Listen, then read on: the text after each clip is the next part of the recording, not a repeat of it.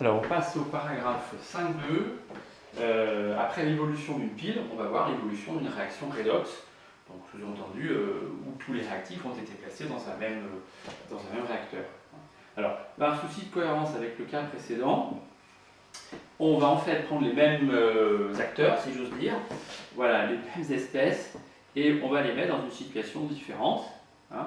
Donc je vais plonger une lame d'argent dans une solution contenant des ions Ag+, des ions Fer3 et des ions Fer2.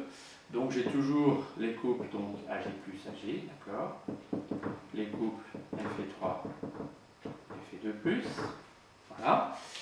Donc on va écrire l'équilibre redox. Hein. Alors, voilà. Et puis on va écrire donc l'équilibre à partir des équations électroniques.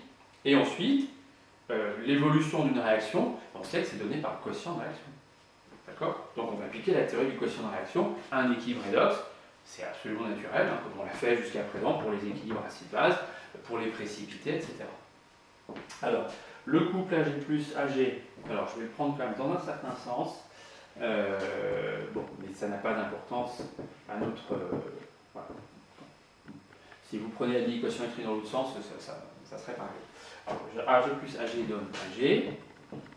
Voilà. Ici, Fe3, alors je vais l'écrire comme ça. Donc, Fe2 donne Fe3 Alors, je l'écris comme ça pour faire la somme. D'accord. Donc, ici, bon, il n'y a pas de difficulté particulière. Voilà. J'ai Ag plus Fe2 donne voilà, Ag plus Fe3 Donc voilà l'équilibre redox. D'accord. Donc je pars avec des concentrations initiales qui sont quelconques, qui sont a priori non nulles. Hein. Activité donc égale à 1. Et puis je veux savoir dans quel sens ça va. D'accord. Donc, soit ça va dans le sens 1, soit ça va dans le sens 2. D'accord. Alors pour ça, j'applique la théorie du quotient de réaction. D'accord. Je calcule le quotient de réaction.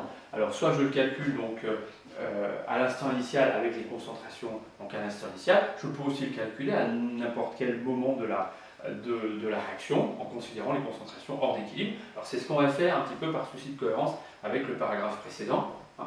Donc quotient de réaction ici, ça va me donner donc alors, activité donc de l'argent, bon, ça fait 1, multiplié par concentration alors hors d'équilibre, hein, l'instant initial, de Fe3+.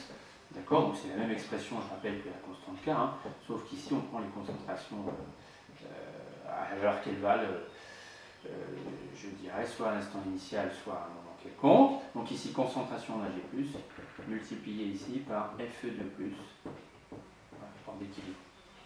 Alors je vous rappelle la théorie du quotient de réaction. Soit ce quotient de réaction, on sait qu'il tend vers K, qui est la constante d'équilibre. Alors cette constante d'équilibre, bon, c'est la calculer dans ce cas-là. Calculer une constante d'équilibre, on dit qu'à l'équilibre, le potentiel redox du couple argent-argent plus est égal au potentiel redox du couple Fe3, Fe2, etc. Et on calcule la constante K. Donc cette constante K que je vais écrire, je sais la calculer par ailleurs, on a déjà vu ça dans les paragraphes précédents. Alors on sait qu'on a deux possibilités. Si c'est supérieur à K, donc K est trop grand, donc doit diminuer. Pour que ça diminue, il faut que le numérateur diminue et que le dénominateur augmente. Donc, on va avoir un déplacement dans le sens indirect. Hein, un déplacement dans le sens 2, dans le sens indirect. Si c'est trop grand, il faut moins de produits et plus de réactifs.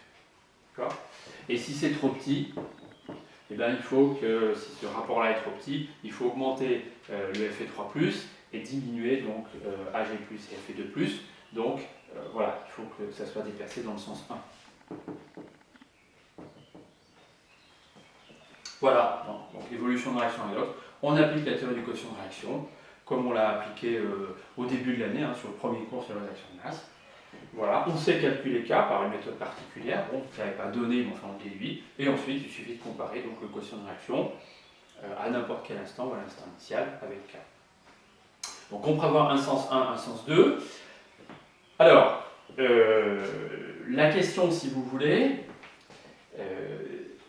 c'est ce sens 1 et ce sens 2, c'est le bilan, hein, je ne l'ai pas écrit dans le paragraphe précédent, mais ça correspond au bilan des deux réactions électrochimiques. Hein. Alors, vous pouvez regarder dans qu'est-ce que c'était.